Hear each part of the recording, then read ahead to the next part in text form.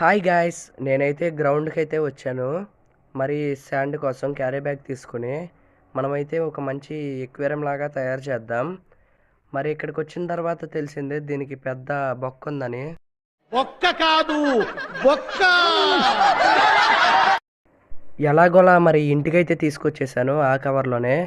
మరి నేనైతే మంచి వాటర్‌లో అయితే వేసి క్లీన్ చేద్దాం. ఒక 20, 30 టైమ్స్ అయితే క్లీన్ చేస్తే గానీ అది క్లీన్ అవ్వదు. ఎందుకంటే ఇది ప్యూర్ శాండ్ కాదు. అంటే కొంచెం సాయిల్ కూడా కలిసుంది. అందుకే బాగా డర్టీగా ఉంటది. నేనైతే ఓ 20 టైమ్స్ అయితే క్లీన్ చేసిన తర్వాత కొంచెం ప్యూర్ అనిపిచ్చింది. అందుకే మరి నేనైతే క్లీన్ చేత్తం ఆపేసాను. మరి మనం స్టోర్ చేసుకున్న వాటర్‌లోకైతే వేసేద్దాం. మంచిగా మొత్తం సెట్ అయ్యేటట్టు కొంచెం కొంచెంగా ఏస్తున్నా.